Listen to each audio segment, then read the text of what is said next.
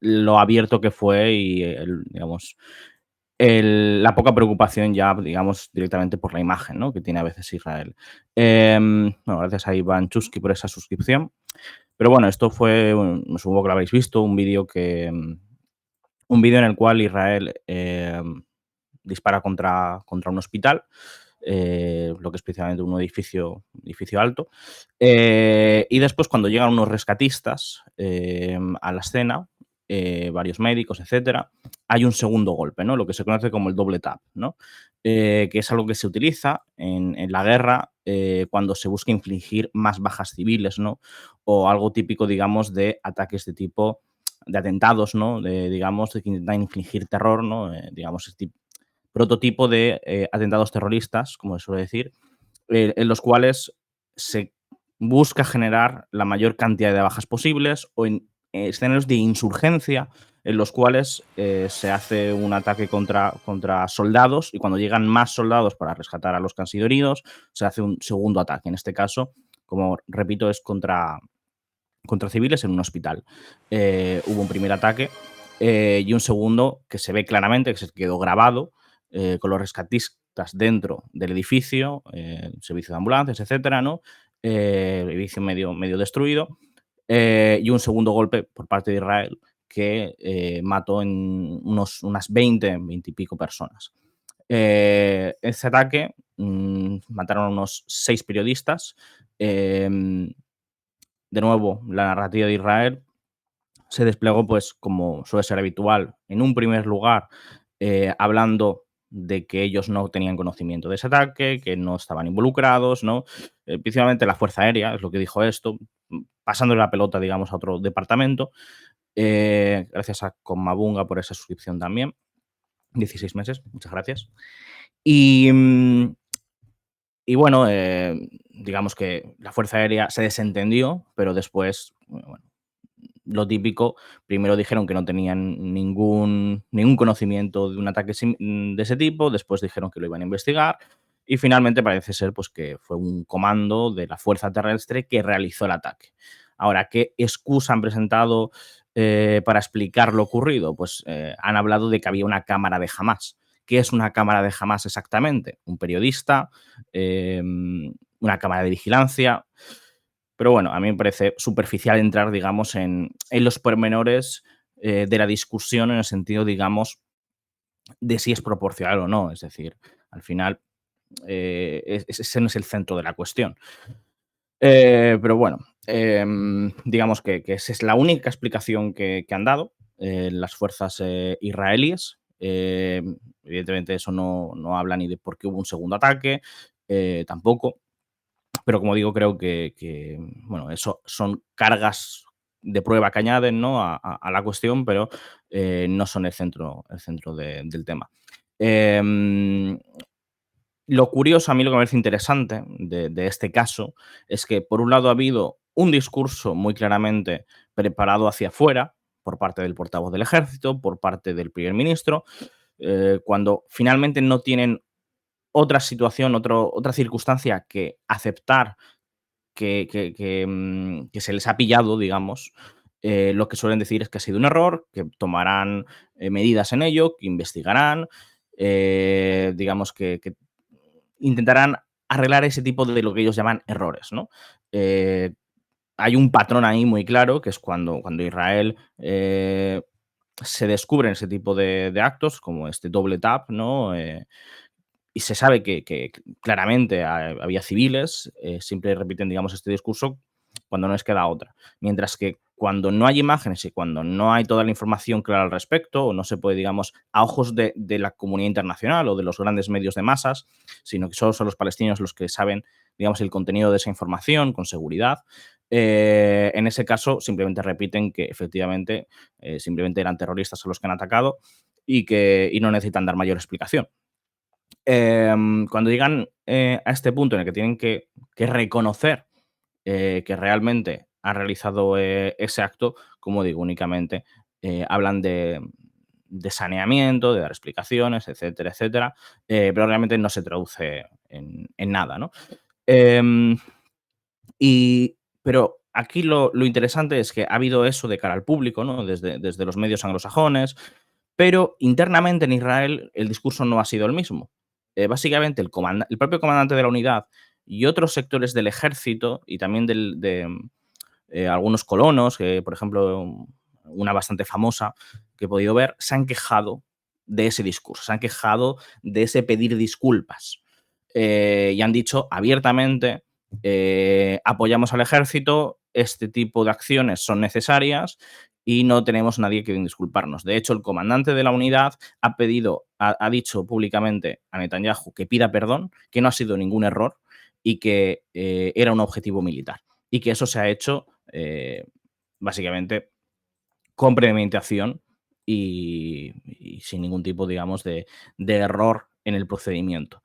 Entonces, pues bueno, creo que muestra bastante claro, digamos, las diferencias entre el discurso público de cara hacia la audiencia externa y el discurso privado de cara a casa, de cara a la audiencia nacional y las tensiones internas ahí entre mantener una buena imagen internacional, ¿no? Que siempre busca Israel a ser posible, no es lo principal, pero al final los objetivos de la guerra, el propio genocidio, están subordinados, no están subordinados a esa imagen internacional, pero digamos que dentro de la hasbara, digamos, del discurso que despliega Israel, es un elemento muy importante.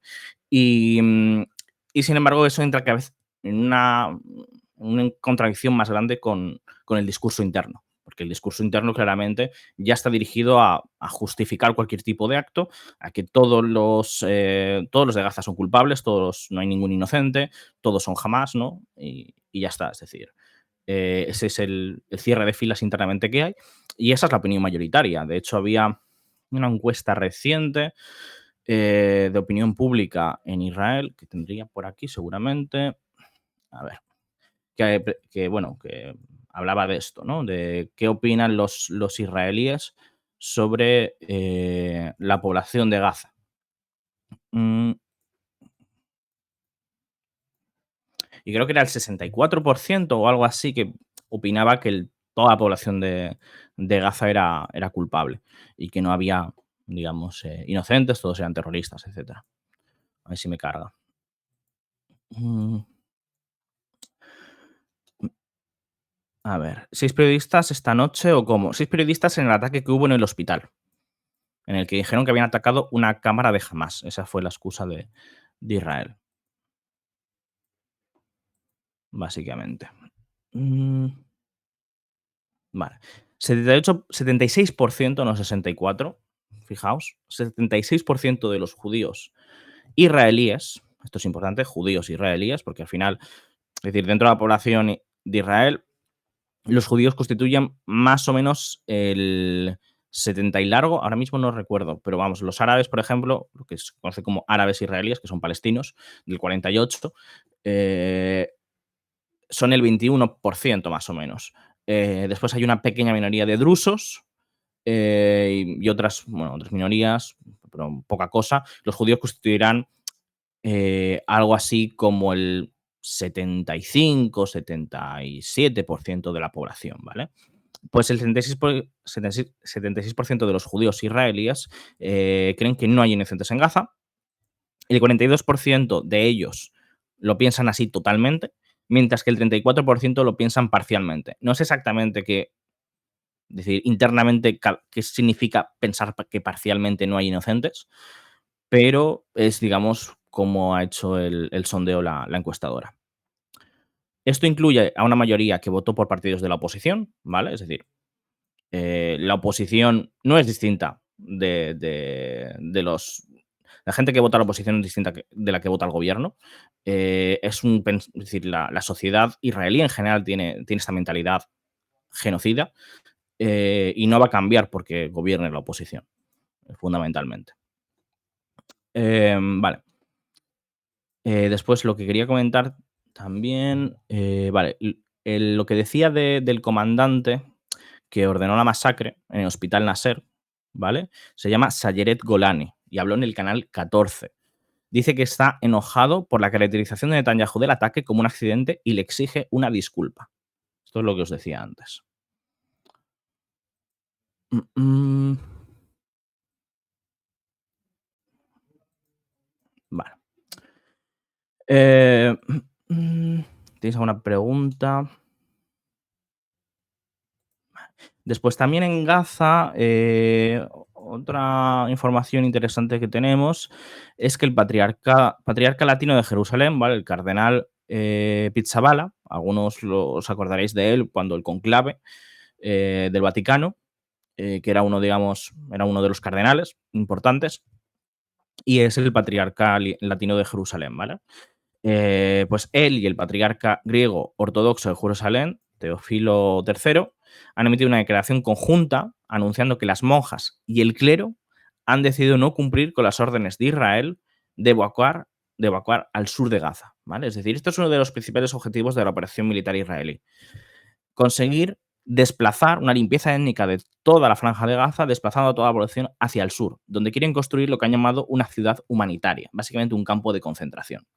Por explicar los términos, que me parece muy importante porque se arrojan de manera a veces muy liberal, digamos, eh, creo que correctamente lo que hay que llamar a la Franja de Gaza históricamente es un gueto. ¿Vale? Un gueto es un territorio cerrado donde no necesariamente hay fuerzas militares dentro, sino que hay un control perimetral desde fuera. ¿Vale? Eso es lo que pasaba en la Franja de Gaza. Durante mucho tiempo hubo colonias, ¿vale? Desde el 67 más o menos, 67 inmediatamente no, pero poco después del 67 había tropas dentro, era una ocupación interna. Gaza en general fue una construcción de Israel, en el cual, digamos, cientos, miles de refugiados palestinos fueron eh, metidos ahí dentro a la fuerza. Por lo tanto, desde entonces podemos considerarlo hasta cierto punto un gueto, pero especialmente, digamos, desde la ocupación israelí en el 67 y aunque hubiera una retirada en 2005, hubo una ocupación perimetral. Es decir, Israel seguiría controlando qué entra, qué sale, el espacio aéreo, el espacio marítimo, y tenía, digamos, una serie de torres alrededor con un muro que disparaban a cualquiera que se acercase, ¿no?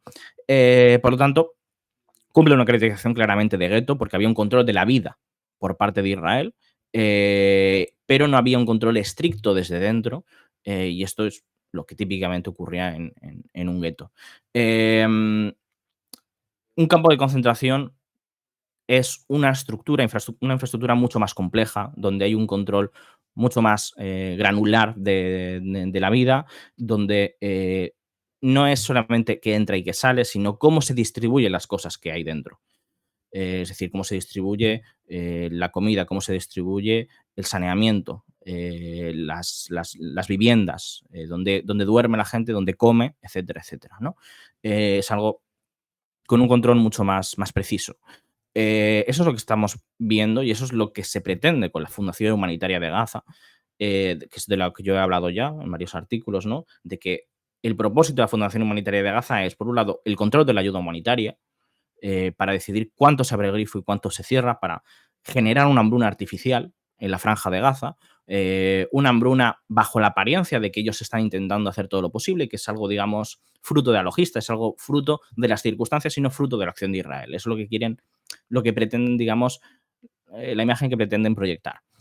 Y ahora lo que están pretendiendo con esta ofensiva militar, principalmente el objetivo cardinal de la misma, no es la derrota de Hamas. Hamas realmente saben que no van a poder derrotarlo por medios militares, solo van a poder derrotarlo por estos otros medios, que significa pues, el genocidio de la población o su expulsión completa de la franja de Gaza. Y para ello lo que quieren es, y lo que han llamado es a la expulsión de la población de la franja de Gaza y que se queden en una pequeña territorio al sur, donde dicen que van a construir esa llamada ciudad humanitaria, que es un campo de concentración. Eh,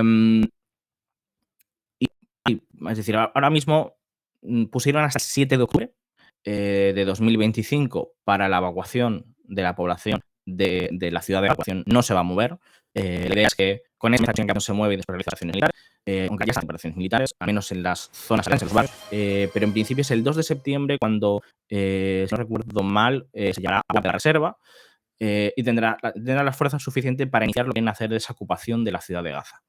Eh, la población, como digo, no se va a ir, jamás no va a llamar a que la población se vaya incluso otras organizaciones humanitarias, otras organizaciones civiles, e incluso la Iglesia Católica o la Iglesia Ortodoxa han dicho claramente que no van a pedir a las monjas que las órdenes de evacuación de Israel, que no se van a cumplir, que se van a quedar donde están y que por lo tanto van a enfrentar la limpieza étnica, no aceptando, digamos, las amenazas de Israel. Permanecerán en la ciudad de Gaza y seguirán brindando asistencia a los más vulnerables. Estas monjas y clérigos no van a mover. Bueno, esto es bastante importante y bastante significativo, como digo. Em, mm, Decís que se está cortando un poco. Pues no sé. ¿Vale ahora? Vale.